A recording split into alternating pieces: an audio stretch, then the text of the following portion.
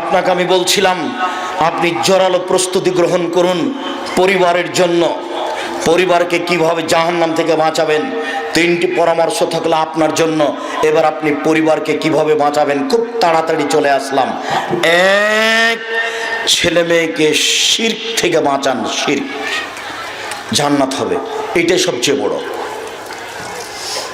আমি রবি ঠাকুরের নিন্দা করিনি। আমার নামে 5,000 কোটি টাকার মামলা সিলেটে আর 1,000 কোটি টাকার মামলা সুনামগঞ্জ কোর্টে। তা আমি যখন কাঠগড়ায় দাঁড়ালাম তখন জজ আমাকে বলছেন যে আপনি কি পিস টিভির আলোচক? জি। তখন বলছেন আপনার মামলা খারিজ করে দিলাম। আর যখন সুনামগঞ্জ কোর্টে কাঠগড়ায় দাঁড়িয়েছি তখন আমাকে বলছেন জজ যে মামলা ছাড়াই আপনার সাথে আমার কিছু কথা আছে। দিয়ে হাদিস কোরআনের কথা কি কি যে বললো 14 মিনিট, এগুলোর কোনো কথা নাই। তারপর বলছেন আপনার জামিন মঞ্জুর করা হলো। এই, তাকে কেউ কিছু বলবেন না। আমি ঠাকুরের নিন্দা করিনি। ঠাকুর যতবার বলেছে ওমা তোমার আকাশ তোমার বাতাস, ততবার বলেছে ও কালিমা তোমার আকাশ তোমার বাতাস। আমি বলেছি তোর বাপের আকাশ।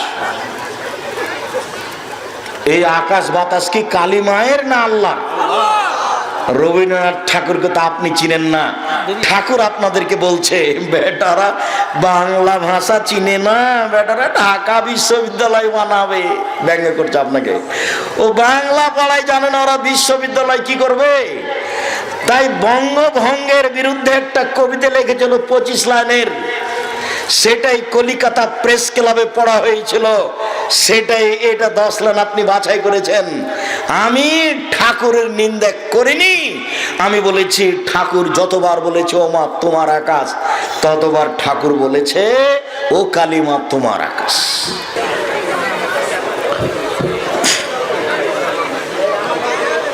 আসসালামু আলাইকুম ওয়া রাহমাতুল্লাহ। আলহামদুলিল্লাহি ওয়াহদাহু ওয়াসসালাতু ওয়াসসালামু আলা মান লা নাবিয়্যা বা'দাহু। আম্মা বা'দ, ফাআউযু বিল্লাহি মিনাশ শাইতানির রাজীম। ইয়া আইয়ুহাল্লাযীনা আমানু কু আনফুসাকুম ওয়া আহলিকুম নারা। عن أبي هريرة رضي الله تعالى عنه قال قال رسول الله صلى الله عليه وسلم كل مولود يولد على الفطرة فأبواه يهودانه ويمجسانه وينصرانه إلى آخر الحديث رواه البخاري ومسلم। সম্মানিত উপস্থিতি, প্রশংসা আল্লাহর জন্য। শান্তি অবতীর্ণ হোক আল্লাহ রাসূলের উপর সাল্লাল্লাহু আলাইহি ওয়াসাল্লাম। আজকের দিনী বৈঠকে সংক্ষিপ্ত সময়ে বক্তব্যের বিষয় পরিবার ও পারিবারিক জীবন। পরিবার ও পারিবারিক জীবন সম্পর্কে গুরুত্বপূর্ণ সংক্ষিপ্ত তথ্যবহল বিবরণের চেষ্টা করব ইনশাআল্লাহুল আজিজ। পরিবার ও পারিবারিক জীবনের আমরা দুইটি অংশ আলোচনা করে থাকি। তার একটি অংশ হচ্ছে বিবাহ সংক্রান্ত, আর একটি হচ্ছে আহাল পরিবার, ছেলে মেয়ে নিয়ে জীবিকা নির্বাহ। প্রথম অংশে আমাদের আজকে তেমন বেশি আলোচনা নয়, এতটুক যে আল্লাহ তাআলা বলেন ফানকাহু মা তাবা লাকুম, পৃথিবীতে তোমরা বিবাহ করো তোমাদের পছন্দ মতো, যাকে ভালো লাগে বিবাহ করো। এর অর্থ এই নয় যে যারা দেখতে পছন্দ নয় তারা থেকে যাবে, এটা নয়। কেন? পৃথিবী সৃষ্টির 50,000 বছর আগে মানুষের ভাগ্য লেখা হয়েছে। সেই দিনই লেখা হয়েছে আপনার সাথে বিবাহ কার হবে। সাথে সাথে যেদিন আপনি আপনার মায়ের পেটে 4 মাস সেই দিন আবারও লেখা হয়েছে আপনার ভাগ্য। তো আল্লাহ যে বললেন যে তোমরা তোমাদের পছন্দ মতো বিবাহ করো, এইটা আল্লাহ আপনাকে সান্ত্বনা দিলেন, যা হওয়ার তাই হবে। ওটা কিয়ামত পর্যন্ত কেউ রদবদল পরিবর্তন করতে পারবে না। তবে অনেক সময় বেশি প্রার্থনা করলে, বেশি দোয়া করলে তাকদির পরিবর্তন হয়। আল্লাহ ওটা কেটে দিয়ে আর একটা লিখে দেন। বেশি চাওয়ার মাধ্যমে বর্তমান চাওয়ার যা গতি তাতে হবে না, মানে চাওয়ার গতি এইটা নয়। চাওয়ার গতি আল্লাহ তাআলা আমাদের নবীকে বলছেন, ফাইদা ফারাগতা ফানসব ওয়া ইলা রাব্বিকা ফারগাব। মুহাম্মদ সাল্লাল্লাহু আলাইহি সাল্লাম, আপনি যখন দুনিয়াবি কাজ থেকে অবসর হবেন তখন ইবাদতের জন্য কঠোরভাবে প্রস্তুতি নেন, কঠোর শ্রমে আত্মনিয়োগ করুন। আর আপনি আমাকে যা বলবেন, যা চাইবেন, তা বিনয়ের সাথে কান্নাকাটি করে চান। এটা জরুরি আদেশ। আমাদের নবী মুহাম্মদ সাল্লাল্লাহু আলাইহি সাল্লামকে আল্লাহ আদেশ করছেন যে এইভাবে চাইতে হবে, বিনয়ের সাথে কান্নাকাটি করে বলুন। রংপুর, দিনাজপুর, লালমনিরহাট, নীলফামারী, কুড়িগ্রাম, পঞ্চগড়, ঠাকুরগাঁও, জয়পুরহাট, বগুড়া এইসব ডিস্ট্রিক্টের ভাষায় কাউ বাউ করে বলুন। চাঁপাইনবাবগঞ্জ, নাটোর, নওগাঁ, রাজশাহী এইসব ডিস্ট্রিক্টের ভাষায় হাত পা ধরে বলুন। মানে বিনয়ের সাথে খুব কান্নাকাটি করে আমাকে বললে আমি কথাটা মানব, শুনব। আর আসসালামু আলাইকুম রহমতুল্লাহ, আসসালামু আলাইকুম রহমতুল্লাহ, আলহামদুলিল্লাহ, এইটা তো আর কোনো চাওয়া হলো না। আবার সবাই মিলে গেছে কবরের পাশে হাত তুলে দোয়া করার জন্য। আমার চাচার সাথে আমিও গেছি মাঝে মধ্যে। তো ফাঁকা থাকলে আমার চাচা বন্ধ করতেন, ওখানে দাঁড়াও, ওই যে ফাঁকা আছে ওখানে দাঁড়াও। ওতে যে কি বুঝতেন আল্লাহ ভালো জানে। কবরের পাশে হাত তুলে দোয়া করার জন্য গ্রামবাসীকে ডেকে নিয়ে গেছেন, মসজিদের লোককে ডেকে নিয়ে গেছে। একেবারেই যে উল্টা, এই চাওয়া দিন রাত চাইলেও হবে না। সবাই যদি চায় থেকে উল্টে পড়ে যায় কবরের উপরে, তবে হবে না। মানে এই পদ্ধতি নয়। আয়েশা রাদিয়াল্লাহু তাআলা আনহা বলেন, আল্লাহর নবী আমার পাশে শুয়ে গেলেন, কাপড় চোপড় জুতা স্যান্ডেল রেখে। তিনি ভাবলেন আমি ঘুমিয়ে গেছি, কিন্তু আমি ঘুমাইনি, আমি ভান করে ঘুমিয়ে আছি। আমি একটু দেখবো আল্লাহর নবী করেন কি। উনি কি আমার কাছ থেকে উঠে তার কোনো বয়ে অন্য কোনো স্ত্রীর কাছে যান, এইটা আমি পরীক্ষা করব, তাই ভান করে শুয়ে আছে। তিনি ভাবলেন যে আমি ঘুমিয়ে গেছি, আমি ঘুমাইনি। ধীরে উঠলেন, কাপড় চোপড় নিলেন, স্যান্ডেল নিলেন, দরজাটা ধীরে খুললেন, এরপর বাইরে গিয়ে দরজাটা ধীরে বন্ধ করলেন, মানে আমি যেন জানতে না পারি। তো চলে গেলেন, আমিও উঠলাম, দেখি কোথায় যাই। গভীর রাত, মাথায় কাপড় চোপড় দিয়ে নিলাম, বের হয়ে দেখি ওই যে কবরস্থানে ওই যে বাকিউল গারকাদ হাত তুলে দোয়া করছেন। একবার, দুইবার, তিনবার হাত তুলে দোয়া করা যখন শেষ হলো, ঘুরে হাঁটলেন, আমিও ঘুরে হাঁটলাম, জোরে হাঁটলেন, আমিও জোরে হাঁটলাম, দৌড়ালেন, আমিও দৌড়ালাম, আমি আগে বিছানে চলে এসেছি। এখন আমার পাশে এসে বলছেন, কি খবর আয়েশা, মোটা শ্বাস কেন? তখন আমি বললাম, দেখেন আসলে আমি আপনাকে পরীক্ষা করছিলাম, আপনি যান কোথায়,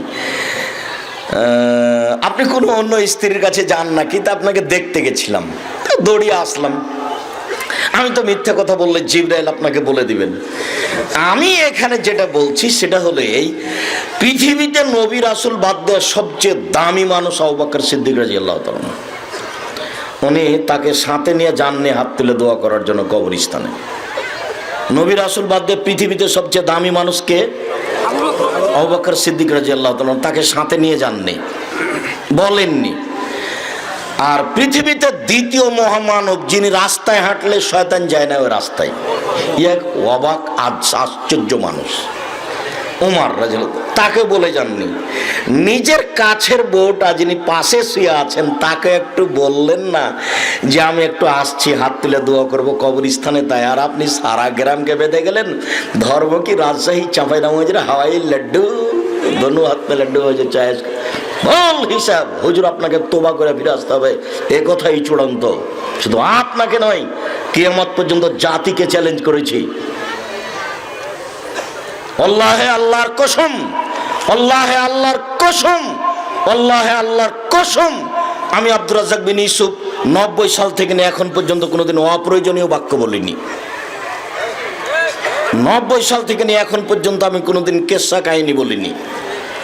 90 সাল থেকে নিয়ে এখন পর্যন্ত আমি কোনোদিন কোনো মানুষকে হিসাব করে বদনামমূলক কোনো মাঝহাবকে, হানফি সাহাবি যেটাই হোক, কোনো হিসাব করে আমি কথা বলিনি। কোনো দিন কোনো মাঝহাবের নিন্দা করিনি।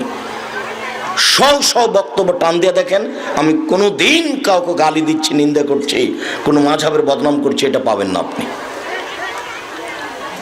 আমাকে যখন বলা হয়েছে যে আপনি মাঝহাব সম্পর্কে কি বলেন, তখন আমি বলেছি যে বিচারের মাঠে যদি আল্লাহ তাআলা ইমাম আবু হানিফা রাহিমাহুল্লাহকে বলেন যে তুমি কি কাউকে মানতে বলেছিলে যে আমাকে মেনে চলো, তো ইমাম আবু হানিফা রাহিমাহুল্লাহ যদি বলেন না না না আমি কাউকে মানতে বলিনি, তো আপনার কি হবে? কথা বুঝতে পারলেন না মনে হয়? আপনি যে ঠেলেই বলছেন যে আমি মাঝহাব মানি, তো উনি যদি নাকচ করেন বিচারের মাঠে, তখন আপনার কি হবে? আমি এই কথা বলেছি। কোরআন এবং সহিহ হাদিস মেনে জীবন বাঁচান। রাসূল সাল্লাল্লাহু আলাইহি সাল্লাম কবরস্থানে চলে গেলেন একাই। পাশের বউ কত দামি মহিলা, পৃথিবীতে সবচেয়ে দামি মহিলা একটু পরে আসছে, তাকে তিনি বলে গেলেন না, এই ছেলে। আর তোমরা যারা দায়িত্ব পালন করছো, মহিলারা কথা বলে কি করে? আপনাদেরই তো স্ত্রী ছেলে মেয়ে আছে, ওখানে কথা বলে আপনার একটু ইতস্তবোধ হয় না? ওই মহিলার একটু শরমবোধ হয় না, একটু লজ্জাবোধ হয় না? আপনি এখানে এসে গল্প করেন কি করে, হইচই করেন কি করে? আপনি মুখটা বন্ধ করুন। আপনার গায়ের উপর দিয়ে যদি আর একটা মহিলা চলে যায়, তবু আপনি কথাই বলবেন না, একেবারে মুখ বন্ধ করুন। এটা তো আপনার বাপেরও বাড়ি নয়, এটা স্বামীরও বাড়ি নয়। এই মেয়ে, বোকা মেয়ে, কথা বলছো কেন? ওই যে তোমাকে আমি দেখলাম ঢং ঢং করে বেশরমা হয়ে মাথায় কাপড় না দিয়ে চলে আসছো। তোমার বাপ এটা সহ্য করতে পারে, আমি তো পারি না। তোমার বাপ তো কাপুরুষ একজন, তোমার বাপ একজন কাপুরুষ, আর তোমার মা একজন হস্তিনী ঘৃণিত মহিলা। ও পরিবারের কি করতে পারে? তোমার মা 40 বছর থেকে সংসার করছে, কোনোদিন বিসমিল্লাহ বলে দরজাটা বন্ধ করেনি। তোমার মা কি সংসারের করতে পারে? তোমার মা সংসারের কি বুঝে? চাঁপাইনবাবগঞ্জের ভাষাতে তোমার মা একজন হস্তিনী মহিলা, সেই জন্য তুমি এখানে এইভাবে হ্যাঁ হ্যাঁ করে হাসছর কথা বলছো। মনে কিছু নিয়েন না, আপনার স্ত্রীকে আমি গালি দিতে আসিনি। তবে এই কথা আপনাকে আমি বোঝাতে এসেছি, যেটা আমি বলেছি সেটা যদি আমি প্রমাণ করতে না পারি, আমি জাতির সামনে কথা বলবো না। বুঝেও বোঝে না ওরা, অন্তর আছে বুঝে না, দেখেও দেখে না ওরা, চক্ষু আছে দেখে না, শোনেও শোনে না ওরা, কান আছে শোনে না। উলায়েকা কালানাম, তারা পশু প্রাণীর মতো, তারা গরু ছাগলের মতো, তারা কুকুর শ্রীগালের মতো, ভালো হাজাল বরং তার চেয়ে খারাপ। আব্দুর রাজ্জাক সাহেব, বুঝে না আমরা বুঝলাম না, আমরা পশু প্রাণীর মতো হলাম, কুকুর শ্রীগালের মতো হলাম, তার চেয়ে খারাপ সেইটাকে? তার চেয়ে খারাপ তোমার বাপ। আপনাকে অনেক ভালোবাসি, আপনার কাছে কথা হিসাব করেই চাচ্ছি। আমার বাপ কুকুর শ্রীগালের চেয়ে খারাপ, এই কথা আমি মানতে চাচ্ছি না। আমিও তোমার আব্বাকে কথা বলতে চাচ্ছি না যে তোমার আব্বাকে আমি এই কথা বলবো কেন। কিন্তু তোমার দাদা মরা 10 বছর হলো, তোমার দাদার জমি তোমার বাপ ভোগ করছে, তোমার ফুফুকে এখন পর্যন্ত দেয়নি। তোমার দাদা মরার পরে জমি জায়গা তোমার বাপ সকালে পাবে আর তোমার ফুফু বিকালে পাবে, এরকম না একসাথেই পাবে? একসাথেই পাবে। তো এখনো জমি দেয়নি, তোমার বাপ কুকুর শ্রীগালের চেয়ে খারাপ নয় তো ভালো কোথায় সেটাই বলো তুমি। জমি দেয়নি কেন? তুমি বলতে পারো না তোমার বাপকে, আব্বা ভাগ্য ছাড়া দুনিয়াতে আসেনি, ভাগ্য নিয়ে এসেছি। ভাগ্যে যদি ভিক্ষা করা থাকে ভিক্ষা করে খাবো, ভাগ্যে যদি জমিদারি থাকে জমিদারি করে খাবো, ফুফুর জমি খাবো না। এ কথা না তুমি তোমার বাপকে বলতে পারো না? তোমার বাপ আবার আরো চিল্লিয়ে বলে, এটা তো দিনাজপুর রংপুর, আমি খুব ভালো বুঝি। তোমার বাপ আরো চিল্লিয়ে বলে তোমার ফুফুকে, যা যদি জমি নিস তাহলে আর কোনোদিন আসিস না, এই বাড়িতে উঠতে পাবি না। তো ও কি তোমার ফুফু কি তোমার বাপের জমি নিতে এসেছে না ওর বাপের জমি নিতে এসেছে? তাহলে তোমার বাপে কথা বলে কি করে, যার আসিস না? তোমার বাপের একটু শরম হয় না? তোমার বাপের ওটা বোন, ও আত্মীয়তার খাতিরে যখন তখন আসবে। কথা বুঝতে পারেননি? জমির সাথে কি সম্পর্ক? জমি এতদিন পর্যন্ত দেওয়া হলো না কেন? তুমি বলে দিও তোমার আব্বাকে, আব্দুর রাজ্জাক সাহেব বলে গেছেন 24 ঘন্টা পার হয় না যেন আগামীকাল সন্ধ্যা হতে হতে তোমার বাপ যেন তোমার ফুফুর জমি ভাগ করে ছেড়ে দেয়। আর যদি আমাকে বলো তাহলে আমি আব্দুর রাজ্জাক বিন ইউসুফ আমার বাপকে মাটি দেওয়ার পরে এসে জমি জায়গা ভাগ করার পরে খাওয়া দাওয়া করেছি। যদিও জমি আমি কিছু চিনি, আমার ছোট ভাই মুস্তাফা কামাল বরিশাল মডেল কলেজের শিক্ষক, ও জমিই চিনে না। ও শুনেছে যে এরকম আছে কিছু জমি। এই আমরা কোনোদিন জমি চাষাবাদ করতে যাই না, আমার বোনের স্বামীরাই চাষ করে, কিন্তু ভাগ করার কাজটা করে রেখেছি। সম্মানিত দিনী ভাই বোন, আল্লাহ তাআলা বলছেন যে তোমরা তোমাদের পছন্দ মতো বিবাহ করো। এর অর্থ এই নয় যে যেগুলো মেয়ে অপছন্দ সেগুলো বাদ পড়ে থেকে যাবে, তা নয়। কেন? ভাগ্য লেখা হয়েছে পৃথিবী সৃষ্টির 50,000 বছর আগে। এরপরে আবার মায়ের পেটে যেদিন 340 শুক্রকীট 4 মাস, সেদিন ওটাকে আবার লেখা হয়েছে। বিবাহ যেখানে হওয়ার সেখানে হবে। তবে আল্লাহ একটু সান্ত্বনা দিলেন যে তুমি একটু পছন্দ মতো বিবাহ করো না। দেখবেন যে ঘুরতে ঘুরতে ঘুরতে ঘুরতে এখানে এসেছি। কত ভালো ছাড়লাম, ঘুরে এখানে এসেছে, আসতেই হবে বাধ্য। আল্লাহ তাআলা বলছেন ফানকিহুন্না বিইযনি আহলিহিন্না ওয়া আতুহুন্না উজুরাহুন্না বিল মারুফ। তোমরা মেয়েদেরকে বিবাহ করো তার বাপকে বলে, অভিভাবক তার গার্জেনকে বলে, আর ওর মোহর দিয়ে দাও। এই দুইটা আল্লাহর আদেশ।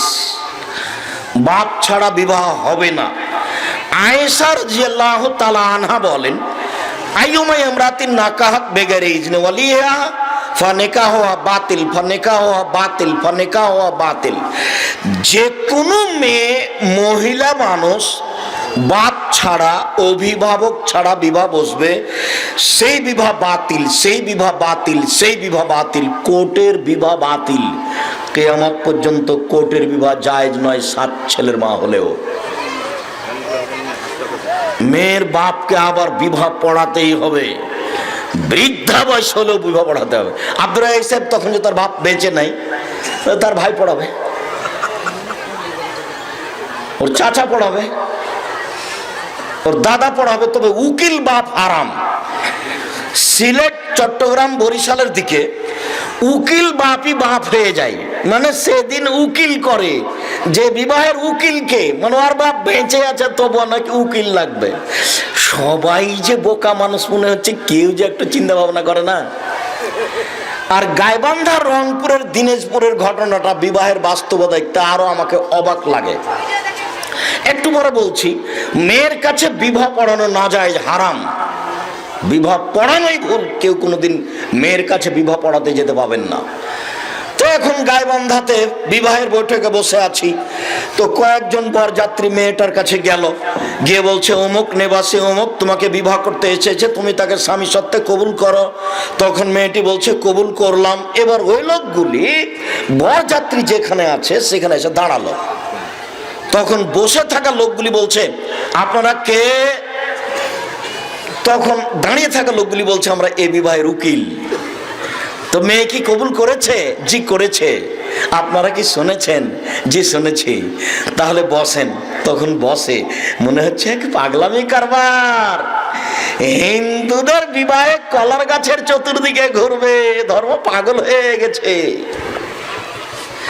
হিন্দুর বিবাহ টেনে নিয়েছে, ধর্ম পাগল হয়ে গেছে। চতুর্দিকে ঘুরবে, 5-7 জন এসে মানুষের সামনে দাঁড়িয়ে আছে, বসে থেকে বলছে, মেয়ে আপনারা কে? আমরা এই বিবাহের উকিল। মেয়ে কি বিবাহ কবুল করেছে? জি করেছে। আপনারা কি শুনেছেন? জি শুনেছি। সবই যে ফালতু ঘোড়ার ডিম, কিছুই যে না। রাজশাহী চাঁপাইনবাবগঞ্জের বিবাহের সূচনা থেকে শেষ পর্যন্ত একটা কাজও জায়েজ নয়, সবই হারাম। আমি দিনাজপুর পার্বতীপুর এলাকার খবর বলতে পারছি না, তবে রাজশাহী চাঁপাইনবাবগঞ্জের বিবাহের শুরু থেকে শেষ পর্যন্ত একটা কাজও জায়েজ নয়, সবই হারাম। নোটটা দেখবেন, সবাই মিলে মেয়ে দেখা হারাম, মেয়েকে বায়না করা হারাম, বায়না করে তার হাতে টাকা দেওয়া হারাম। বিবাহ ঠিক হয়েছে বলে 3 দিন আগে থেকে থুবড়া, থুবড়া শব্দ বুঝেন? চাঁপাইনবাবগঞ্জে গীত গায় আর কে আপনার ইয়ে করে, হালুয়া টোলা মিঠে টিঠে ওই মেয়েটার ছেলেটার মুখে দেয়। জি, থুবড়া ওরা বলছে চাঁপাইনবাবগঞ্জে। এইটা হারাম। বড় মেয়েদের গীত গাওয়া হারাম। আবার বড় মেয়েরা এইভাবে ঢং করে, ওই মেয়েটা বসে আছে, ওর মুখে কাপড় দিয়ে আছে, আর একজন পুরুষ গ্রামের লোক এসে বসেছে, একটু ক্ষীর তার মুখে তুলে দিবে। ছি ছি ছি ছি ছি, ধর্মকে এমন পাগল হয়েছে। গোটা গ্রামের মানুষ আসবে আর তার সামনে বসে তার মুখে ক্ষীর তুলে দেবে। আর বউ তো একজন গ্রামবাসীর বউ হলো কি করে?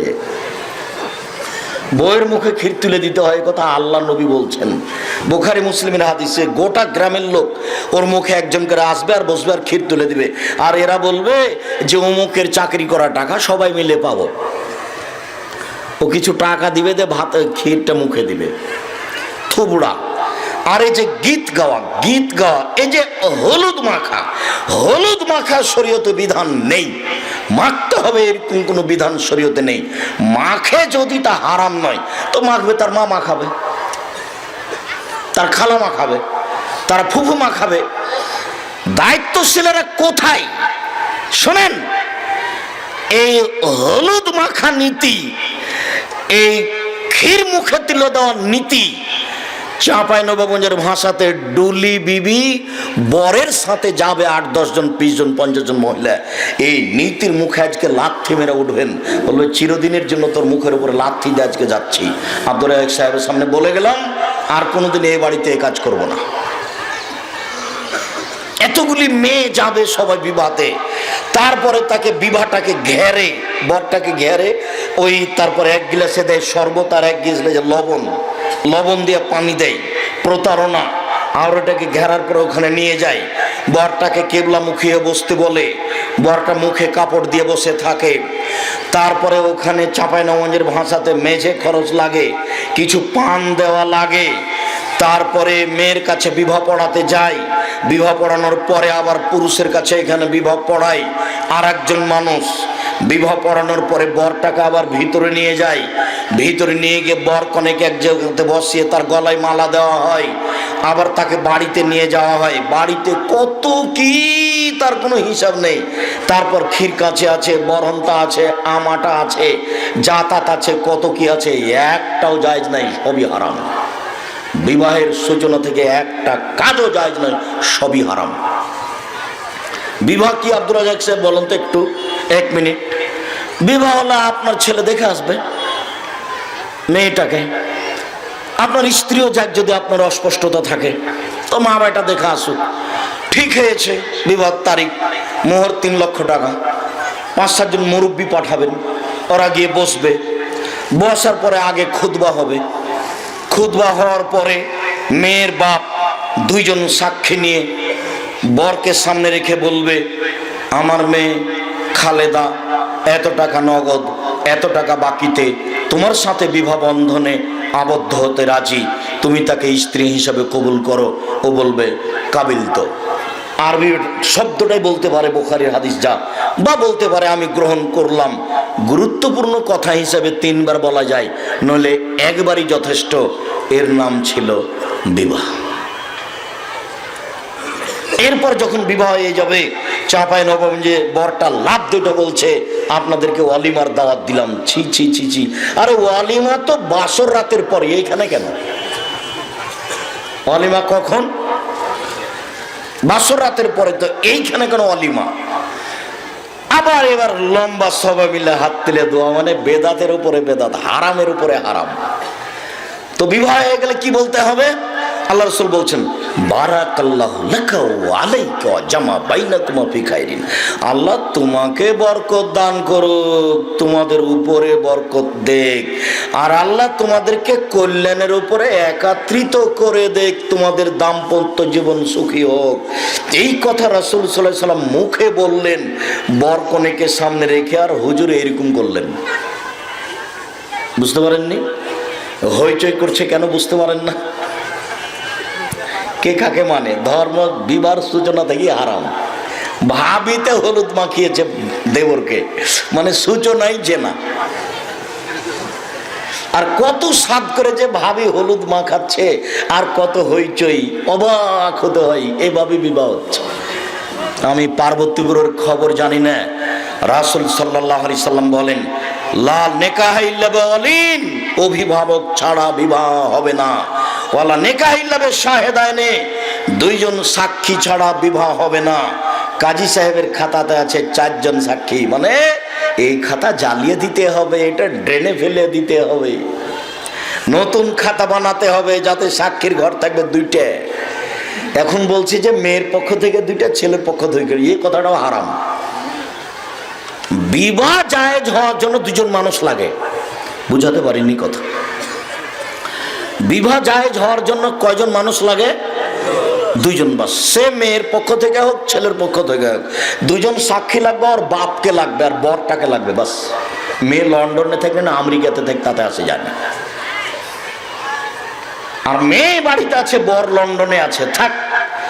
মোবাইলে কথা হচ্ছে, লাউড স্পিকারটা চালু করে দিয়ে খুতবাটা পড়ে মেয়ের বাপ বলবে আমার মেয়ে খালেদা তোমার সাথে বিবাহ বসতে রাজি, তুমি তাকে কবুল করো, 3 লক্ষ টাকা মোহর। তখন বললে জি কবুল করলাম। 2 জন সাক্ষী শুনলো, বিবাহ হয়ে গেছে, সে যেখানেই থাকে। 10 বছর পরে যদি আসে তাহলে আর কিছু করা লাগবে না, ওই বিবাহে বলবৎ থাকবে। বাপের কথার দাম আছে। উকিল বিবাহ, উকিল বাপ হারাম, এখানে উকিল আবার ঢুকতে পাবে না কেউ, ও নীতি হারাম। সম্মানিত দিনী ভাই বোন, আমি বিবাহের আদর্শ পরিবারের বা পরিবার ও পারিবারিক জীবনের প্রথম অংশ সংক্ষিপ্ত কথা বলে শেষ করলাম। এতটুক যে বাসর ঘর সাজাতে হবে, এ কথাই ঠিক। আয়েশা রাদিয়াল্লাহু তাআলা আনহা বলেন যে আমার মা আমাকে ডাকলেন, আয়েশা জি। তখন আমি দোলনায় খেলাচ্ছিলাম, আমার কিছু বান্ধবী একদিকে আছে আর আমি একদিকে আছি, আমরা দোলনায় খেলাচ্ছি। তো আমি দৌড়িয়ে আসলাম, জি আম্মা। তো আমার মা একটু পানি টানি আমার মুখে টুখে নিয়ে একটু ধুলাবালি গেলে মুছে দিলেন। তারপর একটা ঘরে নিয়ে গেলেন, দেখি আনসারীদের মহিলা, ওরা আমাকে সুন্দরী করে সাজালো। আমি বিষয়টা বুঝতে পারছি না যে এরা আমাকে সাজাচ্ছে কেন। আসমা বিনতে ইয়াজিদ বলছেন যে কাইয়ামতু আয়েশা তালে রাসূলুল্লাহ সাল্লাল্লাহু আলাইহি সাল্লাম, আমি আয়েশাকে সাজিয়েছি বাসর রাতের জন্য সুন্দরী করে। আল্লাহর নবীর জন্য আমি আয়েশাকে সাজিয়েছি বাসর রাতের জন্য। হাটে বাজারে যত সাজগোছের মহিলারা জিনিস পাবে সবই মহিলারা ব্যবহার করতে পারবে, তবে নেল পালিশ নখে লাগাতে পাবে না। কেন? ইহুদি খ্রিস্টানদের পতিতালয়ের মহিলার বৈশিষ্ট্য হচ্ছে নখে নেল পালিশ দেওয়া। ইহুদি খ্রিস্টানদের পতিতালয়ের মহিলাদের বৈশিষ্ট্য হচ্ছে নখে নেল পালিশ দেওয়া। ইহুদি খ্রিস্টানদের পতিতালয়ের মহিলাদের বৈশিষ্ট্য হচ্ছে নখে নেল পালিশ দেওয়া। অতএব নখে নেল পালিশ দিতে পাবে না, মেহেদি দিবে। হাতের নখে তো দিবেই, কারেন্ট গেল নাকি? কারেন্ট গেছে। হ্যাঁ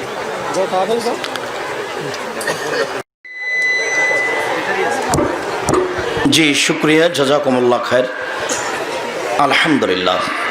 তো আয়েশা রাদিয়াল্লাহু তাআলা আনহাকে সাজানো হলো বিউটি পার্লারে যা কিছু পাওয়া যায় সব ব্যবহার করতে পারে আপনার স্ত্রী, আপনার মেয়ে, তবে নেইল পালিশ নয়, আর কপালে টিপ দিতে পাবে না। কেন? হিন্দু মেয়েদেরকে বিবাহ করার 10টি পদ্ধতি আছে, তার একটি পদ্ধতি হলো রাক্ষসী বিবাহ। মেয়ের বাপ বিবাহ দিবে না, ছেলে জোর করে বিবাহ করবে। যদি কপালে টিপ দিতে পারে তাহলে বিবাহ হয়ে গেছে। তো কপালে টিপ দেওয়া প্রথাটা কোথা থেকে এসেছে? হিন্দুদের পাশ থেকে, হিন্দুদের কাছে থেকে, যার কারণে আমাদের মহিলারা কেউ কপালে টিপ দিতে পাবে না। এইগুলি হারাম। মহিলারা ওইসব কিছু ব্যবহার করবে যা দেখতে পাওয়া যায়, গন্ধ পাওয়া যায় না। পুরুষেরা ওইসব কিছু ব্যবহার করবে যা গন্ধ পাওয়া যায়, দেখতে পাওয়া যায় না। সাথে সাথে আরো জরুরি কথা যে মহিলারা বিউটি পার্লারে ঢুকে এগুলো ব্যবহার করতে পাবে না। কেননা ওই মহিলার কাছে এসে মাথার কাপড় নামাতে পারে না, এইগুলো কিনে নিয়ে এসে বাড়িতে ব্যবহার করতে পারে। বিউটি পার্লারে যদি তার মা থাকে তখন তার কোনো কথা নেই। সম্মানিত দিনী ভাই বোন, বাসর রাতের পরে হবে অলিমা। এই কথাটার জন্য কথাটা বলছি। বাসর রাতের পরের দিন সকালে হবে অলিমা। অলিমাতে দাওয়াত হবে অর্থ সম্পদ অনুপাতে, বিশাল করে দাওয়াত দিতে হবে। 8, 10টা, 15, 20টা গরু জবাই করতে হবে, 2-4টা একটা করতে হবে, একটা খাসি করতে হবে, যা সম্ভব হয়। আর সবাইকে দাওয়াত দিতে হবে। যদি শুধু ধনী মানুষকে দাওয়াত দেওয়া হয় আর গরিব মানুষকে দাওয়াত দেওয়া না হয়, তাহলে এই খাদ্য হলো সবচেয়ে খারাপ। এটা এখন ড্রেনে ফেলে দিতে হবে। এই খাদ্য কুকুরে খাবে, এই খাদ্যর মানুষ খেতে পাবে না। কেন? রাসূল সাল্লাল্লাহু আলাইহি ওয়াসাল্লাম বলেছেন, আশারু তাআমিন, সবচেয়ে খারাপ নিকৃষ্ট খাদ্য ওইটা যেই খাদ্যে ধনী মানুষকে দাওয়াত দেওয়া হয়, গরিব মানুষকে ছেড়ে দেওয়া হয়। বুঝতে পারেননি? এই খাদ্য হারাম, এটার খাওয়া যাবে না। দেখ ধরে উল্টিয়ে ড্রেনে ফেলে দিতে হবে, এখন কুকুর শ্রীগেল খাবে। সম্মানিত দিনী ভাই বোন, বাসর রাতের সকাল পর্যন্ত প্রথম অংশের আলোচনা সংক্ষিপ্ত। দ্বিতীয় অংশ মহান আল্লাহ বলেন, ইয়া আইয়ুহাল্লাযীনা আমানু কু আনফুসাকুম আহলিকুম নারা, হে পৃথিবীর মানুষ, তোমরা নিজেদেরকে বাঁচাও আর পরিবারকে বাঁচাও জাহান্নাম থেকে। এই একটি জরুরি কথা। আল্লাহ তাআলা যা বললেন তাতে মানুষ তার পরিবারকে জাহান্নাম থেকে বাঁচাতে পারে। কিভাবে মানুষ তার পরিবারকে জাহান্নাম থেকে বাঁচাবে? তো প্রথম বাক্য হচ্ছে নিজেকে বাঁচাও, আর পরের বাক্য হচ্ছে পরিবারকে বাঁচাও। তো নিজেকে বাঁচানোর ব্যাপারে একটা ছোট্ট পরামর্শ, সেটা হলো এই, রাসূল সাল্লাল্লাহু আলাইহি সাল্লাম বললেন জাহান্নাম থেকে বাঁচার পথ 3টি।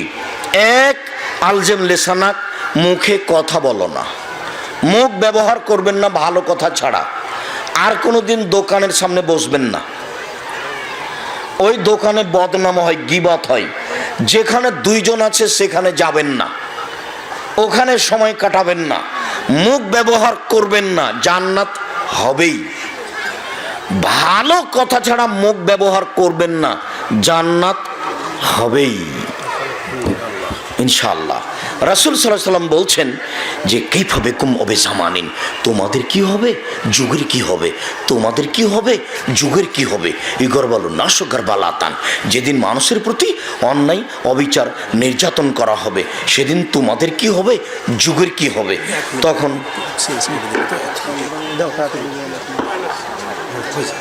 তখন রাসূল সাল্লাল্লাহু আলাইহি সাল্লামকে সাহাবীগণ বলেন কি করতে হবে। তখন আল্লাহ রাসূল বলছেন, শোনো, পরিস্থিতি জটিল হলে 5টা কাজ করিও। 1, আলজেম বাইতাক, বাড়িতে থাকবা, বাইরে যাবা না। 2, মুখ বন্ধ রাখিও, মুখে কথা বলিও না।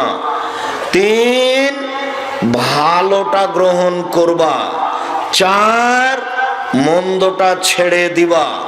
5, নিজেকে বাঁচাবা। 6, জনগণকে ছেড়ে দিবা, শুধু একাই বাঁচবা। তখন সাহাবীগণ বলছেন, আল্লাহর নবী, পরিস্থিতি যদি খুব জটিল হয়, আমরা বাইরে গেলাম না, বাড়ির ভিতরে আছি, তো শত্রু যদি বাড়িতে এসে মেরে যায় তাহলে কি করব? বুঝতে পারেননি কথা? তখন আল্লাহ রাসূল বলছেন, আচ্ছা ঠিক আছে, যদি তাই হয় তো ওই সময়ে তুমি আদমের 2 ছেলের ভালোটার মতো হবা। আদমের 2 ছেলের একটা কাবিল। কাবিল বলছে, হে হাবিল, তোকে আমি হত্যা করব। তখন হাবিল বলছে, তুমি আমাকে হত্যা করো, আমি তোমাকে হত্যা করব না। তুমি আমার পাপ আর তোমার পাপ নিয়ে বিচারের মাঠে উঠিও। কখনো ক্ষমতা দেখাবেন না, দলীয় ক্ষমতা দেখাবেন না, দাপট দেখাবেন না, সম্পদের ক্ষমতা দেখাবেন না, নত হন। আল্লাহ নবী বলেছেন, আমি জান্নাতে নিয়ে যাব। বলছেন যে বাড়িতে এসে যদি মেরে যায় তবু তুমি কিছু বলো না। তাহলে কেমন হয়ে গেল না কথা? বাড়িতে এসে মেরে গেলে কি করব? বাড়িতে এসে যদি মারো তো তুমি আদমের 2 ছেলের একটার মতো হবে, ভালোটার মতো হবে। আদমের 2 ছেলের নাম জানেন না আপনারা? একটা কাবিল আর একটা হাবিল। কে কাকে মেরেছিল? কাবিল হাবিলকে মেরেছিল। তা আগে ঘোষণা দিয়েছে কাবিল, এই হাবিল, তোকে আমি মারবো। তখন হাবিল বলছে, তুমি মারো, আমি তোমাকে মারবো না। আপনাকে এইরকম হতে বলছে। জরুরি প্রয়োজন ছাড়া বাড়ি ত্যাগ করবেন না, মুখ বন্ধ করবেন। 1, জান্নাত হবে। 2, বাড়িকে প্রশস্ত করবেন। জরুরি প্রয়োজন ছাড়া বাড়ির বাইরে যাবেন না। কতদিন যে বলেছি, দোকানে একটু জিনিস কিনতে গেছেন, 1 কেজি লবণ আর 100 মরিচ নেওয়া হয়েছে, 1 মিনিট দোকানের সামনে দাঁড়াবেন না। বক্তব্যের সাথে মুনাফিকি করিয়েন না। ওখানে দাঁড়ালে 2 জন মিলে কিন্তু আরেকজনের বদনাম করছে। এ তো দলীয় দেশ, নইলে সংগঠনের দেশ। দল মানে একজন আরেকজনের বিরুদ্ধে বলতেই হবে।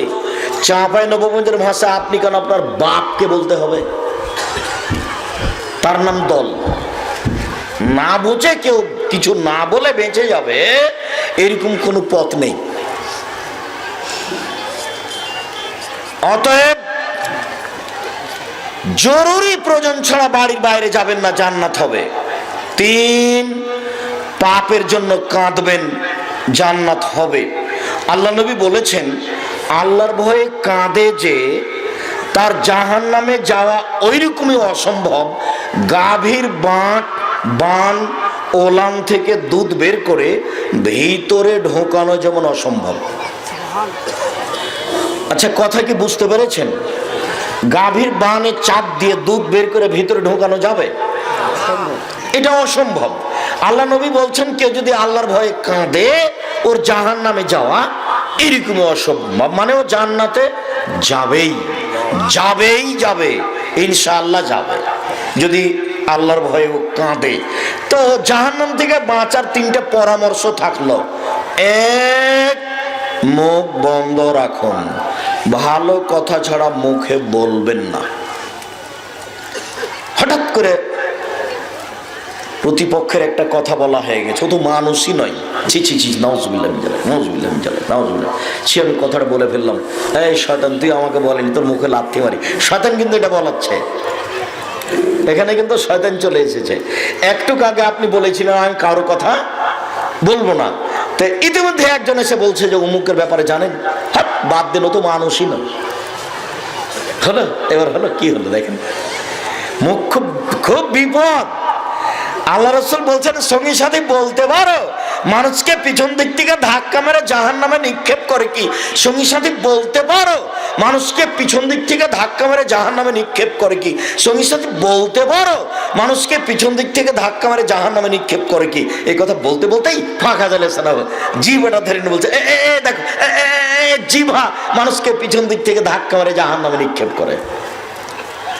মুখ যে কত বড় বিপদ। মুখ ছিল কল্যাণের জন্য, কিন্তু এখন কিসের জন্য হয়ে গেছে? অকল্যাণের জন্য।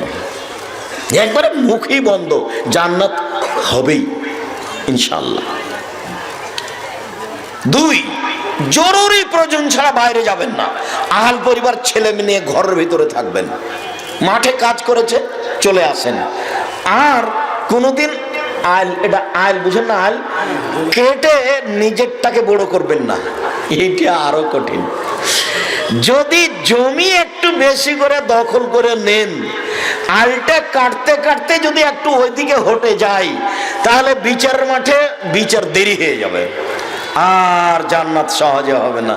এই যে দেরি হয়ে গেল, বিচারের মাঠে ভালো মানুষের বিচারের সময়সীমা হলো ফরজ সালাতের সমান। এইদিকে এই ছেলে, আর একজনের গায়ে হাত দিয়েছ কেন? রেডি হও। পাথরের মতো বসে থাকবে, পাখি যেন মনে করে তুমি পাথর। যারা আপনারা দাঁড়িয়ে আছেন, শরম বোধ করবেন, আপোষে কথা বলবেন না। আমি নির্বাচন করতে আসিনি, দয়া করে আপনাকে আমি খুব ভালোবাসি, আর আপনি ভালোবাসার খাতিরে এসেছেন। অতএব এক খেয়ালে চেয়ে থাকবেন, বাইরে হেঁটে বেড়া প্রয়োজন মনে করবেন না। আর যারা বাইরে হেঁটে বেড়াচ্ছে, তারা নিজেকে যেন এখন মানুষ মনে না করে, তাকে মনে করতে হবে আমি এখন পশু প্রাণীর মতো। বেটা, আমার একটা বাক্যের 1 কোটি টাকা দাম, তুমি এখন রাস্তায় হাঁটছো মানে কি মনে করো? তোমাকে ছাড় দিয়ে কথা বলতে হবে আমাকে, এটা আমি ভাবিনি, ভাববো না। আমি 11টার সময় গাড়িতে উঠেছি, এখানে এসে নেমেছি 3:30 পৌনে 4টার সময়। দীর্ঘ সময় পথ ধরে এসে ক্লান্ত মানুষ, আমি দাঁড়িয়ে কথা বলবো আর তুমি ওখানে হেঁটে বেড়াবো। লাট সাহেব, এটা তোমাকে ছেড়ে দেবো? তুমি এটা কি বুঝেছো? তুমি মুসলমান মনে করো না? নিজেকে মুসলমান মনে করো, তুমি এখানে ঘুরে বেড়াচ্ছ কেন? কোন সাহসে তুমি ঘুরে বেড়াও? শোনো, তোমার বাপকে আমি আবারও বলছি, আপনি আমার দিনী ভাই, আপনার সাথে আমার অনেক কথা আছে, তার একটা জরুরি কথা। নিজেকে আপনি বাপ মনে করবেন, নিজেকে পশু মনে করিয়েন না। আপনার কঠোরতার অভাবে ছেলে এরকম হয়েছে। ছেলে কোনো একটু দাঁড়িয়ে শুনলো না যে আব্দুর রাজ্জাক সাহেব কি বলছেন, একটু শুনি। এই যে কেন ছেলে প্রয়োজন মনে করলো না? সে ঢং ঢং করে হেঁটে বেড়াচ্ছে কেন? ও তো ক্লাস 10-এ পড়ে। 10-এ পড়ে মানে এদিকে 10 বছর, ওইদিকে 5 বছর। ওর বয়স কত এখন? কমসে কম 15 বছর। যে বয়সে একটা দেশ চালাতে পারে, আপনার বয়স এখন, আপনার ছেলের বয়স 18 বছর। ওই যে আপনার মেয়েটা কথা বলছে এখন, ও ক্লাস 10-এ পড়ে, মানে এইটা যখন উঠেছে তখন হাইজ হয়েছে। বিবাহ হলে তার 2টা বাচ্চা হতো, এখন গল্প করছে 2 ছেলের মা। জবাব আমি দিব? জবাব আপনি দিয়েন। জবাব আমি দিব কেন? জবাব আপনি দিয়েন। জন্ম আপনি দিয়েছেন, জন্ম আপনি দিয়েছেন, জবাব আপনি দিয়েন। জন্ম দিতে পারলে বাপ হওয়া যায় না, ক্ষমতার নাম বাপ, নীতির নাম বাপ। আপনার ব্যাপারটা কি? আপনার বাপ আপনার বিবাহ দিয়েছে, বউয়ের কাছে গেছেন, বাচ্চা হয়ে গেছে, তাই আপনি বাপ। বাপের যে দায়িত্ব পালন আছে, সেটা আপনি কোনোদিন হিসাব করেননি। করা উচিত ছিল। বিবাহের দিন থেকে নিয়েই মাঝে মধ্যে 2 রাকাত সালাত আদায় করে আল্লাহকে বলতে হতো, আল্লাহ সুসন্তান দাও, আল্লাহ একটা সুসন্তান দাও। মাঝে মধ্যে কান্নাকাটি করে বলতে হতো, যেদিন বাচ্চা প্রসব হয়েছে সেখানে বেশি মহিলা থাকবেন, মাত্র 2 জন, মা চাচি কেউ থাকতে পারে। বাচ্চাটা জন্ম নেওয়ার পরে একজন পরহেজগার মানুষের মুখ থেকে তাহানিক করে নিতে হতো। তাহানিক কি? খেজুর মুখে চাবিয়ে ওই বাচ্চার মুখে দিয়ে দেওয়া হবে। একজন পরহেজগার মানুষ, আলেম মানুষ হতে হবে এ কথা নয়, আপনার চাচা, আপনার মা, আপনার খালা, যাকে পরহেজগার মনে হয় তার কাছ থেকে আপনি তাহানিক করে নেবেন। জন্মের 7ম দিনে আকিকা দিবেন, 14 দিনে 21 দিনে আকিকা হয় না। আর মাঝে মধ্যে আল্লাহর কাছে দোয়া করবেন, স্বামী স্ত্রী 2 জন মিলে, আল্লাহ ছেলেটাকে আমার সুসন্তান করে দাও। বারবার উনি অপেক্ষায় আছেন, একটু আমাকে বলে না কেন, একটু আমাকে বলে না কেন। খুব বলা চান উনি। আবার প্রশংসা বললে খুব খুশি, প্রশংসকরা বললে উনি খুব খুশি। যার জন্য আগে একটু আলহামদুলিল্লাহ বলতে হবে, তারপরে বলতে হবে আমার ছেলে একটা ভালো ছেলে দাও। চাইলেই খুশি, আর না চাইলেই খারাপ। মন একবারে খারাপ, আপনাকে একবারে ডলে দিবেন। তুমি চাও না কেন? হ্যাঁ, চাও না কেন? আমার কাছে চাও, আমি খুব খুশি। আর আপনারা চাচ্ছেন বিড়াল দয়ের মাজারে। তাহলে হবে?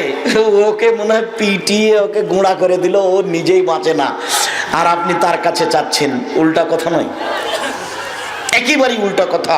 সম্মানিত দিনী ভাই বোন, আপনাকে আমি বলছিলাম, আপনি জোরালো প্রস্তুতি গ্রহণ করুন পরিবারের জন্য। পরিবারকে কিভাবে জাহান্নাম থেকে বাঁচাবেন, 3টি পরামর্শ থাকলো আপনার জন্য। এবার আপনি পরিবারকে কিভাবে বাঁচাবেন, খুব তাড়াতাড়ি চলে আসলাম। 1, ছেলে মেয়েকে শিরক থেকে বাঁচান, শিরক, জান্নাত হবে, এটাই সবচেয়ে বড়। আমি রবি ঠাকুরের নিন্দা করিনি। আমার নামে 5,000 কোটি টাকার মামলা সিলেটে আর 1,000 কোটি টাকার মামলা সুনামগঞ্জ কোর্টে। তা আমি যখন কাঠগড়ায় দাঁড়ালাম তখন জজ আমাকে বলছেন যে আপনি কি পিস টিভির আলোচক? জি। তখন বলছেন আপনার মামলা খারিজ করে দিলাম। আর যখন সুনামগঞ্জ কোর্টে কাঠগড়ায় দাঁড়িয়েছি তখন আমাকে বলছেন জজ যে মামলা ছাড়াই আপনার সাথে আমার কিছু কথা আছে। দিয়ে হাদিস কোরআনের কথা কি কি যে বললো 14 মিনিট, এগুলোর কোনো কথা নাই। তারপর বলছেন আপনার জামিন মঞ্জুর করা হলো। এই, তাকে কেউ কিছু বলবেন না। আমি ঠাকুরের নিন্দা করিনি। ঠাকুর যতবার বলেছে ওমা তোমার আকাশ তোমার বাতাস, ততবার বলেছে ও কালিমা তোমার আকাশ তোমার বাতাস। আমি বলেছি তোর বাপের আকাশ। এই আকাশ বাতাস কি কালিমায়ের না আল্লাহ? রবীন্দ্রনাথ ঠাকুরকে তো আপনি চিনেন না। ঠাকুর আপনাদেরকে বলছে বেটারা বাংলা ভাষা চিনে না, বেটারা ঢাকা বিশ্ববিদ্যালয় বানাবে। ব্যঙ্গ করছে আপনাকে। ও বাংলা পড়ায় জানে না, ওরা বিশ্ববিদ্যালয় কি করবে? তাই বঙ্গভঙ্গের বিরুদ্ধে একটা কবিতা লিখেছিল 25 লাইনের, সেটাই কলিকাতা প্রেস ক্লাবে পড়া হয়েছিল, সেটাই এটা 10 লাইন আপনি বাছাই করেছেন। আমি ঠাকুরের নিন্দা করিনি। আমি বলেছি ঠাকুর যতবার বলেছে ও মা তোমার আকাশ, ততবার ঠাকুর বলেছে ও কালিমা তোমার আকাশ। কথা বুঝতে পারেননি? আমি নজরুলের নিন্দা করিনি। কবি নজরুল ইসলাম বলেছেন মসজিদের পাশে কবর দিও ভাই, কবর হতে মত যেন আজান শুনতে পাই, এই গুনাহগার গোর আজাব হতে পাইবে রেহাই। আমি তখন বলেছি ভুল বলেছেন কবি নজরুল ইসলাম সাহেব, হাদিস কোরআন জানলে তিনি এই কথা বলতেন না। তিনি কি করে বললেন এই কথা মসজিদের পাশে কবর দিও ভাই? আপনার বাপের কবর মসজিদের পাশে কেন? কাবা ঘরের নিচে ঢুকিয়ে দিলে 1 পয়সা লাভ হবে না। কর্ম অনুযায়ী বিচার হবে, আমল অনুযায়ী বিচার হবে, এইটাই চূড়ান্ত। সম্মানিত দিনী ভাই বোন, বলতে যাচ্ছিলাম ছেলে মেয়েকে শিরক থেকে বাঁচান, জান্নাত হবেই। বিচারের মাঠে আল্লাহ তাআলা সমস্ত পুরুষ নারীকে সামনে রেখে বলবেন, বিচারের মাঠে আল্লাহ তাআলা আদমের ছেলে মেয়েকে সামনে বলবেন ইবনা আদম লাতাইতানি বিকুরাবিলার যে খাতায়া সুম্মা লাকিতানি লাতুশির বিষয়া লাতাইতুকা বিকুরাবিহা মাগফিরা। এ আদমের ছেলে মেয়ে শোনো, আজ যদি তুমি আকাশ জমিন পরিমাণ পাপ নিয়ে উপস্থিত হও বিচারের মাঠে, তোমার পাপ আর পাপ, আকাশ জমিন পরিপূর্ণ হয়ে আছে পাপে, আমি আল্লাহ সেই পরিমাণ ক্ষমা নিয়ে উপস্থিত হয়েছি যদি শিরক না থাকে। তোমার ক্ষমা, তোমার পাপ যত আমার ক্ষমা তত, তোমার পাপ যত আমার ক্ষমা তত।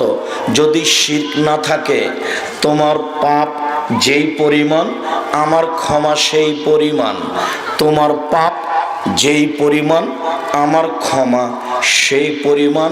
যদি শিরক না থাকে, বিচারের মাঠে আল্লাহ বলবেন ছেলে মেয়েকে শিরক করতে দিয়েন না, জান্নাত হবেই। ওই কথাটা কোনোদিন খেয়াল করেছেন যে আল্লাহ রাসূল বলছেন মান কানা আখিরু কালামিহি লা ইলাহা ইল্লাল্লাহ ফাদাখালাল জান্নাহ। মরার সময়তে যদি করো শেষ বাক্য লা ইলাহা ইল্লাল্লাহ হয় তাহলে সে জান্নাতে চলে গেছে। তার মানে বলার সময়তে লা ইলাহা ইল্লাল্লাহ বলেছে আর শিরক হয়নি, এটা আর কেটেও যায়নি। কিন্তু এখন আমি লা ইলাহা ইল্লাল্লাহ বলেছি, একটু পরে কবরে আমি মানত মেনেছি, একটু পরে আমি বলেছি কথা বলছিলাম টিকটিকি টিকটিক করে উঠলো, তখন আমি বললাম আমি ঠিক বলেছি, যে শিরক হয়ে গেল। এখন লা ইলাহা ইল্লাল্লাহ যার নেই কেটে গেছে যে। তো শেষ বাক্য যদি লা ইলাহা ইল্লাল্লাহ হয় তাহলে জান্নাতে চলে গেছে। তার মানে হলো এই যে এ লোকটা আর শিরক করার কোনো সুযোগ পায়নি। কথা মনে হয় বুঝাতে পারি না। আল্লাহ রাসূল সাল্লাল্লাহু আলাইহি ওয়াসাল্লাম বললেন যে লাক্কানু মাউতাকুম লা ইলাহা ইল্লাল্লাহ, মরে মরে জান যায় যায়, মরে মরে জান যায় যায়, তার পাশে তোমরা লা ইলাহা ইল্লাল্লাহ বলো, শুধু লা ইলাহা ইল্লাল্লাহ। কেন? এইটুকু যদি বলে মরে যায় তাহলে জান্নাত চলে গেছে। আবু যার গেফারি বলছেন যে আল্লাহর নবীর কাছে আমি গেলাম, দেখি তিনি ঘুমিয়ে, আমি চলে আসলাম, আবার গেলাম, দেখে তিনি জেগে। আমাকে দেখে বলছেন, আবু যার শোনো শোনো শোনো শোনো, মান কালা লা ইলাহা ইল্লাল্লাহ ওয়া মা তাআলা যালিক, কেউ যদি লা ইলাহা ইল্লাল্লাহ বলে আর এইটার উপরে যদি মরে, মানে শিরক করেনি, লা ইলাহা ইল্লাল্লাহ বলেছে আর এটার উপরে মরে গেছে, তাহলে জান্নাতে চলে গেছে। তখন আবু যার গেফারি বলছেন, জেনা করলে চুরি করলেও যাবে? তাহলে রাসূল বলছেন, জেনা করলে চুরি করলেও যাবে, জেনা করলে চুরি করলেও যাবে, জেনা করলে চুরি করলেও যাবে, জেনা করলে চুরি করলেও যাবে, জেনা করলে চুরি করলেও যাবে। রাগবান ফেলা বেজার, তোমার নাকটা মাটিতে মিশে যাক, আমি বলছি জান্নাতে যাবে, তোমার আপত্তি কে? তোমার তুমি আপত্তি করার কে? তুমি আপত্তি করার কে? তার মানে বিচারের মাঠে আল্লাহ বলবেন যে তোমার পাপ যে পরিমাণ, আমার ক্ষমা সেই পরিমাণ, যদি শিরক না থাকে। কথা মনে হয় বুঝাতে পারলাম না। এখন মা চাচির তো দিন রাত শিরক। ঢাকা থেকে দিনাজপুর থেকে গাড়িটা ছুটছে, পার্বতীপুর থেকে ঢাকা যাবে, সূর্য ডুবার সাথে সাথে গোটা গাড়িতে আলো। তা বললাম কি ব্যাপার, আলো কেন? মালিকে বলে দিয়েছে।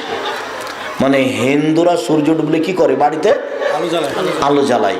সেটা মুসলমানের মধ্যে আছে, সেইটা হলো শিরক। শিরক দিয়ে ভারত, বাংলাদেশ, পাকিস্তান ভরা, পার্বতীপুর ভরা, দিনাজপুর ভরা, কি দিয়ে ঈমান টিকবে আমি বুঝতে পারি না। লোকমান হাকিম বলছেন, বোনাইয়া ওরা আমার আদরের ছেলে, লা তুশরিক বিল্লাহ, শিরক করো না বেটা, শিরক সবচেয়ে বড় পাপ। শিরক না করলেই ছেলে মেয়েকে জান্নাতে পাঠিয়ে দিয়েছেন, কোনো সমস্যা হবে না ইনশাআল্লাহ। দুই, আমর আহলাকা বিসসালাত ওয়াসতাবির আলাইহা, নিজে সালাত আদায় করো আর ছেলে মেয়েকে সালাত আদায় করতে বলো, জান্নাত হবে। এটা কেন? সালাতে জান্নাত কেন আব্দুর রাজ্জাক সাহেব? মানে সালাত এমন একটা ইবাদত, তার উপরে নির্ভর করে অন্যান্য ইবাদত। এদিকে দেখেন, এদিকে দেখেন, আল্লাহ রাসূল বলছেন যে দেখো এই লোকটা জান্নাতে চলে গেছে। কেন জান্নাতে গেছে? রাস্তাতে একটা গাছ পড়েছিল, কেটে সরিয়ে দিয়েছে, এই জন্য জান্নাতে চলে গেছে। তো আপনার বাড়ির পাশে একটা কুকুর রাস্তায় মরে পড়ে আছে, আপনি কুকুরটা সরিয়ে গর্ত খুলে পুঁতে দিলেন, বিনিময় জান্নাত। হাদিস বুখারী মুসলিম। হবেই। কিন্তু আপনি নামাজ পড়েননি, তখন কি হবে? তখন আল্লাহ এটা কেটে দিবেন, যা এটা নেই। চাঁপাইনবাবগঞ্জের ভাষাতে এটা পশ্চিম, এটা বাদ। মানুষের ইবাদত কিসের উপরে নির্ভর করে? নামাজের উপরে। বুঝাতে পারি না মনে হয়। একটা ফকিরকে 10টা টাকা দিয়েছেন, এর নেকি হবে না? নেকি অবশ্যই হবে, কিন্তু আমি নামাজ পড়িনি, তখন এই নেকিটা আল্লাহ কি করবেন? কেটে দেবেন। এটা নাই। খুব দামি ইবাদত হজ। আল্লাহ নবী বলছেন, কারোর যদি হজ কবুল হয়ে যায় তাহলে হয়ে যাবে সেই দিনের মতো যেদিন তার মা তাকে জন্ম দিয়েছে। তাহলে কত বড় ইবাদত।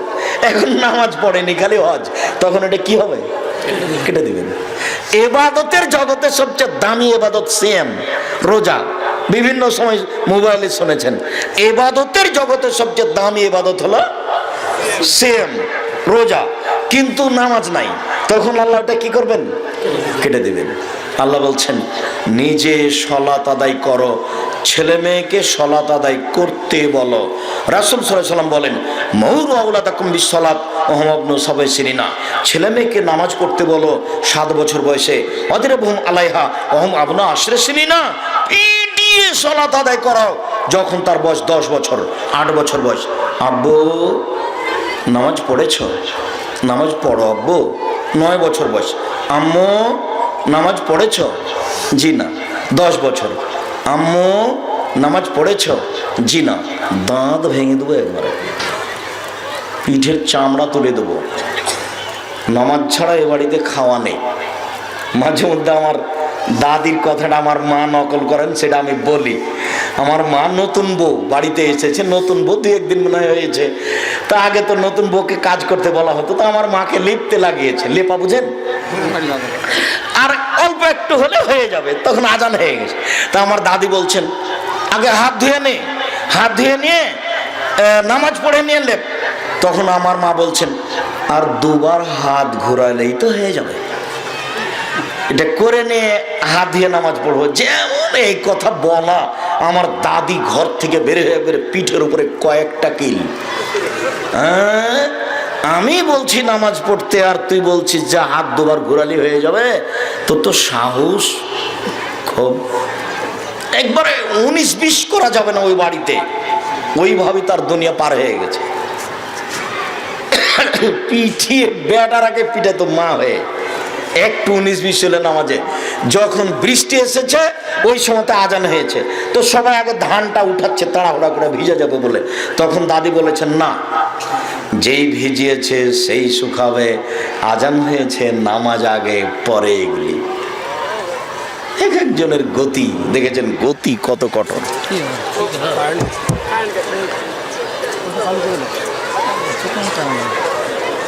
এই বাচ্চা, এই ছেলেটা আপনার পাশ থেকে উঠলো কি করে? বসান ওকে।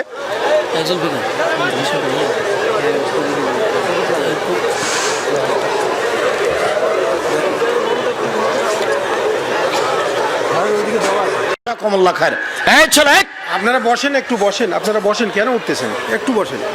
ধৈর্যটাকে ঘোড়ার ডিম মনে করিয়েন না। ঘোড়ার ডিম মানুষ বলে কিন্তু বুঝে না। ধৈর্য যেন এরকম না হয় যে মানুষের ধৈর্য শব্দ বলে কিন্তু কোনোদিন নিজেকে পরীক্ষা করে দেখেনি যে আসলে ধৈর্য কি জিনিস। তো আপনাকে যেটা জরুরি আমি বলছি সেটা হলো এই, যে যে কোনো মূল্যে সলাত নামাজ পড়তে হবে, জান্নাত হবে। 3, কাজের মেয়েকে শিক্ষা দিতে হবে, শিষ্টাচার শিক্ষা দিতে হবে, নিজের ছেলে মেয়েকে তো হবেই। একটু এই মেয়ে এদিকে লক্ষ্য করো, উপস্থিত বৈঠকের মুসলিম বোন এদিকে খেয়াল করেন। আপনাকে বলছি, আপনারা যারা দাঁড়িয়ে আছেন এক খেয়ালে চেয়ে থাকেন, দেখেন আপনার মাকে এক চাটিয়া দায়ী করা হয়েছে, আমি করিনি। এটা মুহাম্মদ সাল্লাল্লাহু আলাইহি ওয়াসাল্লাম করছেন। আপনার মাকে এক চাটিয়া এককভাবে এই পরিবারের জন্য দায়ী করা হয়েছে, আমি করিনি এই কথা, আমি বলছি না এই কথা। আপনি একটু দেখেন, জাবের বলছেন যে আমরা রাসূলের সাথে যুদ্ধ করে আসলাম, তো মদিনায় ঢুকবো। তখন আল্লাহ রাসূল বলছেন এই থামো, এই থামো, সবাই থামো, কেউ যেতে পাবে না বাড়ি, সকালে যাব। তখন আমি জাবের বললাম আল্লাহর নবী, আমি নতুন বিবাহ করেছি, আমাকে একটু বাড়ি যেতে অনুমতি দেন। তখন আল্লাহ রাসূল বলছে আচ্ছা আচ্ছা আচ্ছা, নতুন বিবাহ করেছ, বিক্রানাম সাইয়েব, কুমারী মেয়ে বিবাহ করেছ না তালাক প্রাপ্তা মেয়ে বিবাহ করেছ? তো আমি বললাম আল্লাহর নবী সাইয়েব, তালাক প্রাপ্তা মেয়ে বিবাহ করেছি। তখন আল্লাহ রাসূল বললেন হাল্লা বিক্রান তুলায়বকা, আরে কুমারী মেয়ে কেন বিবাহ করলে না? তুমি তার সাথে খেলতে, ও তোমার সাথে খেলতো। আরে কুমারী মেয়ে কেন বিবাহ করলে না? তুমি তার সাথে খেলতে, ও তোমার সাথে খেলতো। যাক, এই পর্যন্ত কথা আমাদের জরুরি নয়। এখন জাবের কি বলছেন সেটা কথা, সেটা আপনার মায়ের সাথে মিল খাবে। জাবের বলছেন আল্লাহর নবী, আমি তালাক প্রাপ্তা মেয়ে কেন বিবাহ করলাম আপনি শোনেন। আমার বাপ উহুদের যুদ্ধে মারা গেছে 6টা মেয়ে রেখে। কয়টা? 6টা। আমার 6টা বোন, আমার বোনদের সমবয়সের মেয়েকে আমি বিবাহ করতে চাইনি। আল্লাহর নবী, আমার বোনদের সমবয়সের মেয়েকে আমি বিবাহ করতে চাইনি 3টা কারণে।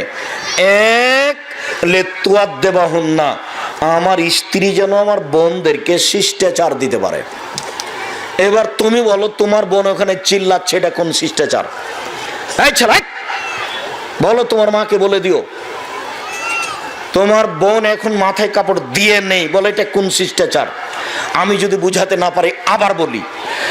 জাবের বলছেন যে আল্লাহর নবী, আমার বাপ উহুদের যুদ্ধে মারা গেছেন 6টা বেটি রেখে, আমার এখন বোন কয়টা? 6টা।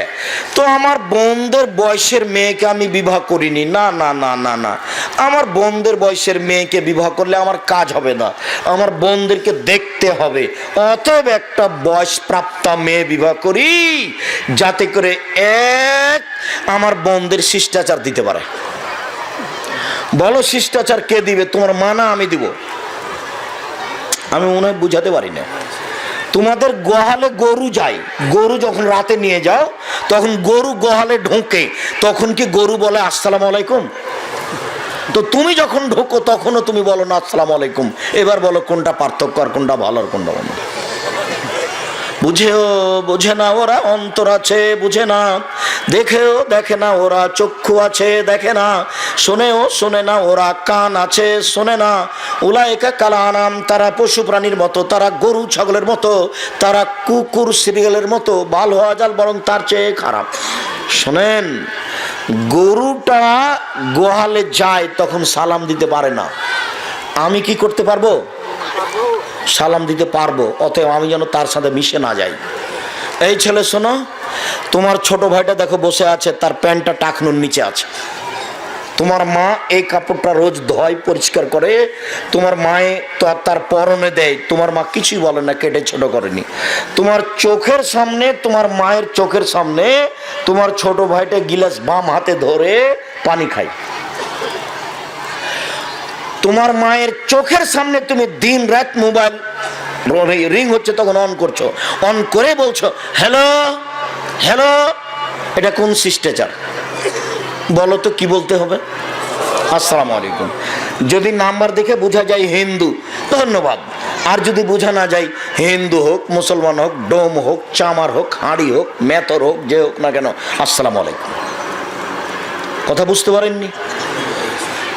আমার স্ত্রী আমার বোনদেরকে এক শিষ্টাচার শিখিয়ে দিবে, 2 বিদ্যে শিখিয়ে দিবে, 3 মাথার চুল চিরুনি করে দিবে। এই জন্য আমি বেশি বয়সের মেয়েকে বিবাহ করেছি, আমার বোনদের বয়সের মেয়েকে বিবাহ করিনি। এখন বলো তোমার মায়ের অবস্থা কি? চাঁপাইনবাবগঞ্জের ভাষাতে তোমার মা হস্তিনী, আমি গালি দিনি। তোমার মা এই সংসারের ক্ষতি করতে এসেছে, লাভ করতে আসেনি। তোমার মা ভালো করে রান্না করতে পারে, সেই জন্য তোমার মা সংসার পরিচালনা করে, এই কথা ঠিক নয়। তোমার মা পরিচালনা কাকে বলে সেটাই জানে না। 4 কাছাকাছি চলে আসছে। 4 রাসূল সাল্লাল্লাহু আলাইহি ওয়াসাল্লাম বললেন যে স্বামী হলো কর্তা আর স্ত্রী হলো কর্ত্রী। পরিবার ও পারিবারিক জীবন, স্বামী হলো কর্তা, স্ত্রী হলো কর্ত্রী। নিজের কাজ করে যে তাকে বলে কর্মী, অপরের কাজ দেখে যে তাকে বলে কর্তা। নিজের কাজ করে যে তাকে বলে কর্মী, অপরের কাজ দেখে যে তাকে বলে কর্তা। আপনি 5 ওয়াক্ত নামাজ পড়েন, আপনি কর্মী। আপনি ছেলেকে বলেন আব্বু তুমিও পড়ো, তখন আপনি কর্তা। বুঝাতে পারলাম না মনে হয়? তো আপনি যে কর্তা, তো এক আপনাকে বলছেন আল্লাহর নবী, এই আনফেকালাত এয়ালিক মিন তলিক, তুমি তোমার ছেলে মেয়েকে উপার্জন করে খাও। বাপের আদেশ, আল্লাহ রাসূলের আদেশ, বাপকে উপার্জন করে খাওয়াও। বাপের জমি দিয়ে খাওয়াও, নইলে ব্যবসা করে খাওয়াও, নইলে চকলেট বিক্রি করে খাওয়াও, নইলে কিছুই না পড়লে ভিক্ষা করে খাওয়াও। তোমার মেয়ে কেন গার্মেন্টসে? বাপ বেঁচে থাকলে মেয়ে কোথায় যেতে পাবে না? গার্মেন্টসে কোথাও যেতে পাবে না। বাপ শেষ পর্যন্ত ছেলে মেয়েকে কি করে খাওয়াবে? ভিক্ষা করে। বুঝানো যায় না মনে হয়? তার পরের বাক্যে বলছেন আল্লাহ নবী যে লাঠিটা উঠিয়ে নিও না, পরিবারকে লাঠি লাগবে। 1 2 10 বছর বয়সে পিটিয়ে নামাজ পড়াও, মানে লাঠি লাগবে। 3 আল্লেক আশাকালা বাবেক, লাঠিটা দরজায় ঝুলিয়ে রাখো, একটু 19-20 হলে যেন ছেলে মেয়ে বুঝতে পারে যে এখন লাঠি হবে। পৃথিবীর সবচেয়ে দামি মানুষ, পৃথিবীর সবচেয়ে বড় ভদ্র মানুষ পরিবারকে কন্ট্রোল করতে বলছেন কি দিয়ে? লাঠি দিয়ে। 1-2 বার নয়, এই কথা তিনি 5 বার বলেছেন। বিভিন্ন পর্যায়ে পরিবারকে লাঠি দিয়ে ঠিক করতে হবে। আলোচনা মধ্যে রেখে দিয়ে জরুরি পরামর্শ আপনার সাথে, আপনার মেয়েকে নিয়ে একটা পরামর্শ আর আপনার স্ত্রীকে নিয়ে একটা পরামর্শ। আমাকে দেখতে পান আর না পান, আপনি এই কথা ছেড়ে যাবেন না। এই ছেলেরাই তোমরা রেডি হও, কেউ কারোর গায়ে হাত দিবা না। মুরব্বী আপনারা সবাই খেয়াল করেন, উপস্থিত বৈঠকের মুসলিম বোন আপনি একটু সোচ্চার সাবধান হয়ে যান, আর কারোর সাথে কথা বলেন না। শেষের দিকে জরুরি ঘোষণা, এক, স্ত্রীকে একটু সতর্ক করেন। দেখেন দেখেন এদিকে দেখেন, 4-5 জন ইহুদি এসে আমাদের নবীকে বলল আসসালামু আলাইকুম, আপনার মরণ হোক। তখন আমাদের নবী বললেন ওয়ালাইকুম, তোমাদের হোক। কথা কিন্তু শেষ। আয়েশা রাদিয়াল্লাহু আনহা পিছন দিকে ছিলেন, উনি কিন্তু রাসূলের কথাটা শুনতে পাননি। এবার দেখেন আয়েশা কি বলছেন। আয়েশা রাদিয়াল্লাহু আনহা, আসসালামু আলাইকুম ওয়া লানাতু আলাইকুম ওয়া গাযাবু আলাইকুম, মরণ তোমাদের হোক, তোমাদের উপর অভিশাপ হোক, তোমাদের উপর আল্লাহর গজব নাযিল হোক। দেখেছেন, যতই বড় দামি হোক, মহিলা মানুষ তো পৃথিবীর সবচেয়ে বড় দামি মহিলা। দেখেছেন কিভাবে বলছেন কথা, মনে হয় কথার ভাগটা বুঝতে পারলেন না। ইহুদিরা এসে আমাদের নবীকে কি বললেন, আপনার মরণ হোক। তখন আমাদের নবী কি বললেন, আপনাদের মানে আসসালামু আলাইকুম, তো বলে ওয়ালাইকুম, পাল্টাপাল্টি, কথা শেষ। আয়েশা এটা শুনতে পাননি, তখন একবারে চোটে 3-4 বাক্য একসাথে। তখন আল্লাহ রাসূল বলছেন, ইয়ে কলন ফল ফহসা, আয়েশা নরম হও, কঠোর হয় না। এক, নরম হও, কঠোর হয় না, নরম হও, কঠোর হয় না। শোনো, ইয়ে কলন ফল ফহসা, কঠোরতা থেকে বেঁচে থাকো। পৃথিবীর সবচেয়ে দামি মহিলাকে স্বামী উপদেশ দিচ্ছেন, তাহলে আপনার স্ত্রী কি উপদেশ পেতে পারে না আয়েশার চেয়ে দামিও? আপনার স্ত্রীকে আয়েশার চেয়ে দামি? তাহলে আপনার স্ত্রীকে মাঝে মধ্যে উপদেশ দিতে হবে, মাঝে মধ্যে কথা বলতে হবে। আপনার স্ত্রীর কথা শেষ করলাম, এবার মেয়েকে বলবেন। এদিকে দেখেন, আয়েশা রাদিয়াল্লাহু তাআলা আনহা বলেন, আমরা এক যুদ্ধ থেকে আসছিলাম, তো আমার গলার হারটা হারিয়ে গেল, খুঁজে পাই না, জনগণ আটকা পড়ে গেল, পানি নেই, অজু করতে পারি না, সবাই বিপদে। তো আবু বকর সিদ্দিককে বলা হলো, আপনি কি জানেন আপনার মেয়ে কি ঘটিয়েছে? তখন আবু বকর সিদ্দিক বললেন, কি ঘটিয়েছে? আরে আপনার মেয়ে তো হার হারিয়ে দিয়েছে, ও তো হার খুঁজে পাওয়া যায় না, সবাই তো বিপদে। তাই এই কথা শুনে যে রাগ করে মেয়ের কাছে আসলেন, ফাল্লাকা জানিলাক জালাক জাতানে শাদীদা। আয়েশা বলছেন, আমার বাপ এসে খুব জোরে কয়েকটা কিল কোমরের উপরে মারলেন।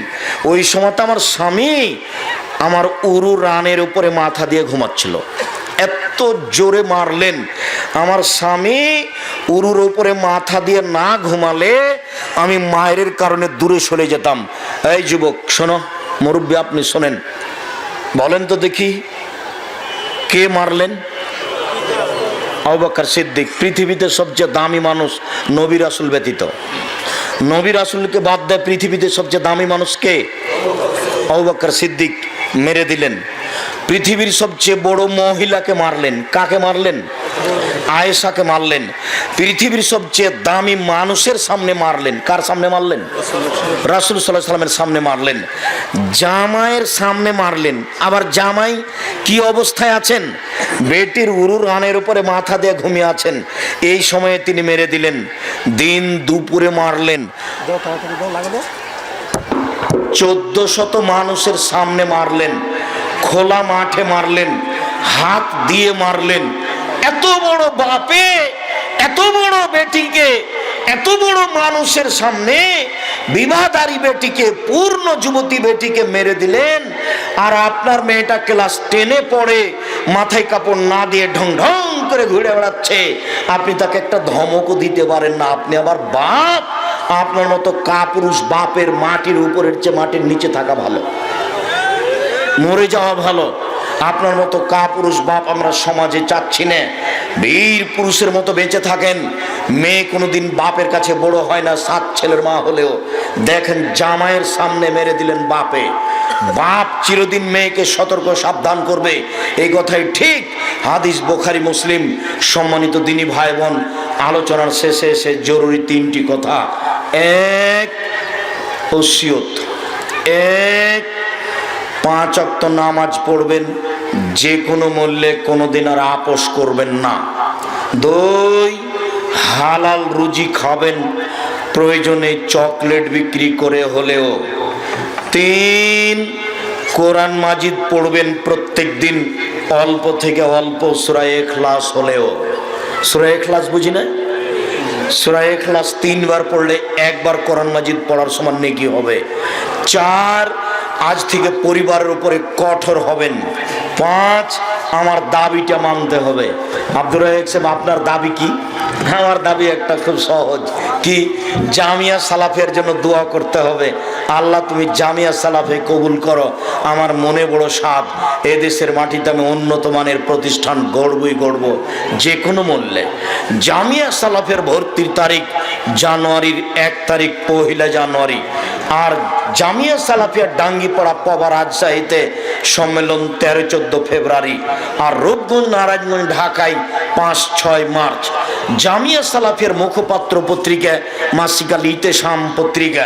নিজের কাছে 20 টাকা না থাকলে অন্যের কাছে 20 টাকা দিয়ে পত্রিকা নিয়ে যাবেন, কেউ খালি যাবেন না। 50টা প্রশ্নের উত্তর আছে, 10 জন মুফতি দিকে লেখা হয়। আর ওই যে 42টা সহিহ হাদিস আছে হাত তুলে দোয়া করার, দোয়ার বইটা। যারা বলেছে দোয়া করতে হবে, তারা ওই বই থেকে ধার করে বই লিখেছে, প্রায় তাই, প্রায়। কিন্তু ওখানে হাত তুলে দোয়ার দেওয়া আছে 36টা, খালি বুখারী মুসলিম আছে হাত তুলে দোয়া করার 16টা স্থান আছে কোথায় কোথায় হাত তুলে দোয়া করতে হবে। এছাড়া আদর্শ পুরুষ, আদর্শ নারী, আর কে বড় লাভবান, কে বড় ক্ষতিগ্রস্ত। 2005 সালে জঙ্গি বিরোধী বক্তব্য কলমে দিয়েছি আর মুখে বলেছি, সেটা হলো কে বড় লাভবান। জি, তো মাহফিলের ওরা দাবি রেখেছে, গেটে ছেলেরা আছে, খরচ আছে, যার যতটুকু সম্ভব দিয়ে যাবেন, আর কেউ এমনি যাবেন না। যদি টাকা না থাকে তাহলে আপনি একটা পত্রিকা নিয়ে যাবেন কারো কাছ থেকে 20 টাকা কর্জ নিয়ে। আর দেখবেন এই বক্তাদেরকে ঠেকানোর জন্য বইটা আছে নাকি, বক্তা শ্রোতার পরিচয়। দাম বেশি নয়, কিন্তু বক্তাকে ঠেকাতেই হবে, সেই জন্য বইটা আছে বক্তা শ্রোতার পরিচয়। আর তাফসীর কি মিথ্যা হতে পারে? শিক্ষা বনাম জাহেলিয়াত, আদর্শ পুরুষ, আদর্শ নারী। বিশেষভাবে আমার মুসলিম বোনদেরকে বলছি, আপনারা নিয়ে যাবেন আদর্শ পরিবার আর আদর্শ নারী। ও উপদেশ বই আছে, আজকে যে বক্তব্য দিচ্ছিলাম এটা উপদেশ বই আছে। সকল দিনই ভাই বোনকে স্টেজ থেকে বইগুলি সংগ্রহ করতে বলছি, কেউ চলে যাবেন না। টাকা না থাকলে 20 টাকা দিয়ে একটা পত্রিকা নিয়ে যাবেন, তবে সব বই নিয়ে যাওয়ার চেষ্টা করবেন। আমি আপনাদের প্রশ্নের উত্তর দিই, আপনি বলেছিলেন জোহরের আগে 4 ও পরে 4 পড়লে জাহান্নাম হারাম। জি, পরের 4 রাকাত কি একসাথে? যেভাবে ইচ্ছে। তোমরা এগুলো সরিয়ে নাও, এই ছেলে তোমরা এগুলো সরিয়ে নাও। তো এখন আপনারা চলে যাওয়াকে সফল মনে করবেন না, আমি আছি। 10-20 মিনিট পরে দেখবেন কেউ নেই।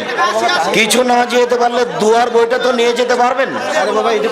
50 টাকা দিয়ে একটা দুয়ার বই নিয়ে যাবেন, পুরো জীবনের দোয়া আছে। আর হাত তুলে দোয়া তো আছেই। হাত তুলে দোয়া একটা গুরুত্বপূর্ণ ব্যাপার। যেতে যেতে কত বন্ধুকে নিয়ে টাকা শেষ হবে। আর মুখপাত্র পত্রিকা মাসিক আল ইতেশাম পত্রিকা, এই তোমরা সবাই দেও না, এখানে যাও, তোমরা একটু আগে যাও এখানে। আর এখান থেকে তোমরা এগুলো সরিয়ে নাও তো একটু বাম দিক থেকে। তোমরা এইখানে যাও। আগে 4 পরে 4, জোহরের আগে 4 রাকাত পড়েন, পরে 4 রাকাত পড়েন, 1 সালামে পড়েন, 2 সালামে পড়েন, কোনো সমস্যা নেই।